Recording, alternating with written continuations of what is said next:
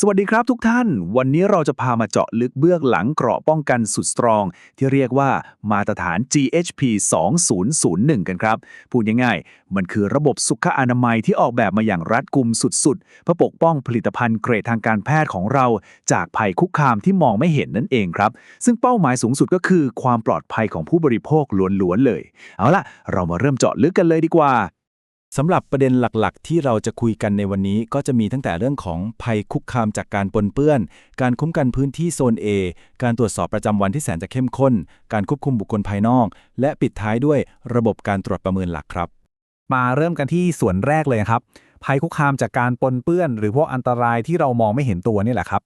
ลองจินตนาการดูนะครับได้ที่หลุดลุ่ยออกมาแค่เส้นเดียวเนี่ยมันมีราคาที่ต้องจ่ายแพงแค่ไหนฟังดูน่าเหลือเชื่อใช่ไหมครับแต่สิ่งเล็กๆอย่างได้เส้นเดียวแหวนที่แอบซ่อนอยู่ใต้ถุงมือหรือแม้แต่การไอเบาๆแค่ครั้งเดียวสิ่งเหล่านี้แหละครับที่สามารถนำพาการปนเปื้อนเข้ามาได้หมดเลยไม่ว่าจะเป็นทางกายภาพเคมีหรือชีวภาพซึ่งบอกเลยว่าแค่นี้ก็มากพอที่จะทำลายความน่าเชื่อถือของสายการผลิตเราได้ทั้งระบบเลยแหละครับ ทีนี้เรามาดูส่วนที่ 2 กันครับ การคุ้มกันโซน A พื้นที่ที่มีความเสี่ยงสูงสุดของเรา พื้นที่โซน A เนี่ยถือเป็นหัวใจสำคัญเลยครับเพราะเป็นพื้นที่ที่ต้องการการควบคุมสุขอนามัยในระดับที่สูงสุดแบบเด็ดขาดมันคือจุดที่ผลิตภัณฑ์วัสดุหรือบรรจุภัณฑ์ขั้นต้นของเราต้องสัมผัสกับสภาพแวดล้อมโดยตรงให้คิดซะว่าที่นี่คือคลีนรูมขั้นสุดยอดนั่นเองครับทุกคนที่เข้าไปทำงานข้างในต้องปฏิบัติตามกฎกติกาทั้งเรื่องพฤติกรรมและการแต่งกายแบบเป๊ะๆเข้มงวดสุดๆเพื่อไม่ให้มีโอกาสเกิดการปนเปื้อนหลุดรอดไปได้แม้แต่นิดเดียวเลยครับไปต่อกันที่ส่วนที่ 3 ครับ การตรวจสอบประจำวัน กิจวัตรที่แสนจะเข้มงวดแต่ขาดไม่ได้ ในทุกๆวันนะครับหัวหน้ากะจะต้องทำหน้าที่เป็นเหมือนผู้พิทักษ์ด่านหน้าคอยดำเนินการตรวจสอบตามขั้นตอนแบบเป๊ะๆก่อนที่จะปล่อยให้ใครเดินเข้าพื้นที่ทำงานพนักงานทุกคนจะต้องถูกประเมินสุขอนามัยส่วนบุคคลอย่างละเอียดถี่ยิบเลยครับและถ้าเกิดเจอว่ามีอะไรที่ไม่ผ่านเกณฑ์แล้วก็ต้องรีบแก้ไขตรงนั้นทันทีเลยนะครับห้ามปล่อยผ่านเด็ดขาดนี่แหละครับคือหัวใจสำคัญของการป้องกันตั้งแต่จุดเริ่มต้นและตัวช่วยระดับเทพของเราในการจัดการเรื่องนี้ก็คือแบบฟอร์ม F02 นั่นเองครับมันคือเช็คลิสต์ตรวจสอบสุขอนามัยส่วนบุคคลประจำวันที่มีความละเอียดสูงมากๆแบบฟอร์มนี้จะช่วยให้เราไม่ต้องมานั่งเดากันเองครับว่าวันนี้ฉันแต่งตัวถูกไหมนะเพราะมันสร้างมาตรฐานที่ชัดเจนเป๊ะๆเลยว่าต้องตรวจอะไรบ้างตั้งแต่ความสะอาดของชุดทรงผมเล็บมือไปจนถึงพฤติกรรมต่างๆเลยครับภาพตัดมาที่สิ่งที่ทำได้กับสิ่งที่ห้ามทำชัดเจนมากครับ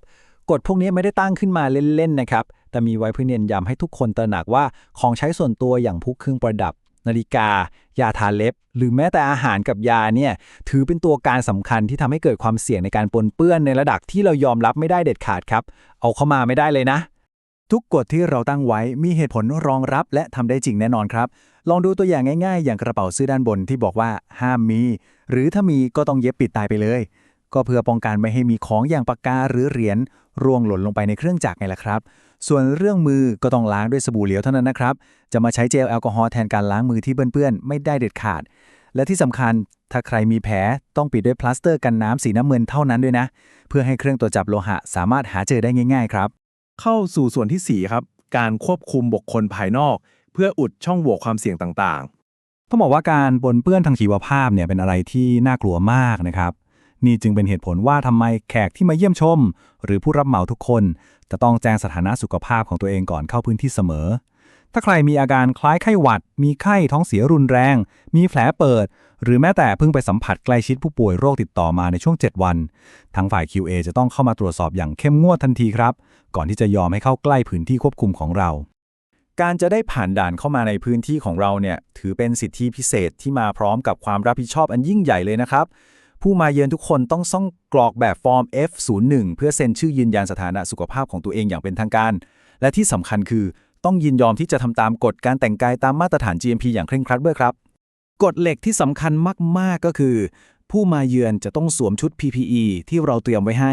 ถอดเครื่องประดับออกให้หมดเกลี้ยงและห้ามย้ำนะครับว่าห้ามสัมผัสผลิตภัณฑ์พื้นผิวที่ต้องสัมผัสกับผลิตภัณฑ์หรืออุปกรณ์ใดๆโดยเด็ดขาดยกเว้นว่าจะได้รับอนุญาตจริงๆเพื่อป้องกันไม่ให้คนที่ไม่คุ้นเคยกับพื้นที่กลายมาเป็นต้นเหตุของการปนเปื้อนโดยไม่ตั้งใจครับและแล้วก็มาถึงส่วนสุดท้ายครับการตรวจประเมินหลักหรือ Master Audit เพื่อรีเช็คว่าทุกอย่างเป๊ะจริงไหม เพื่อการทดสอบความแข็งแกร่งของเกราะป้องกันที่เราสร้างไว้ ผู้ตรวจสอบจะใช้แบบฟอร์ม F03 ในการเดินตรวจประเมินอย่างเป็นระบบเลยครับ โดยจะมีการให้คะแนนในทุกๆ หมวดหมู่ เพื่อค้นหาจุดอ่อนตั้งแต่เรื่องการแบ่งเขตพื้นที่ การแต่งกาย ไปจนถึงพฤติกรรมของพนักงาน ถ้าเจอจุดไหนมีปัญหา ก็จะได้รีบแก้ไขทันที ก่อนที่ความเสี่ยงนั้นจะหลุดรอดไปถึงตัวผลิตภัณฑ์ครับ การตรวจสอบเนี่ยไม่ได้ดูแค่เรื่องคนอย่างเดียวนะครับ แต่ยังเจาะลึกไปถึงสภาพแวดล้อมโดยรอบด้วย ต้องเช็คกันตั้งแต่ป้ายกฎระเบียบว่าติดไว้ชัดเจนไหม อุปกรณ์ทำความสะอาดห้ามวางบนพื้นโดยตรงเด็ดขาด ต้องไม่มีฝุ่น รอยน้ำมันรั่ว หรือร่องรอยของแมลงและสัตว์พาหะต่างๆ ซึ่งถ้าพบจุดบกพร่องปุ๊บ ต้องมีการสั่งการให้แก้ไขปั๊บอย่างทันท่วงทีเลยนะครับ ความเจ๋งของการออกแบบฟอร์ม F02 เนี่ยอยู่ตรงที่กระดาษแค่แผ่นเดียว สามารถบันทึกและติดตามสถานะสุขอนามัยของพนักงานได้สูงสุดถึง 50 คนเลยนะครับ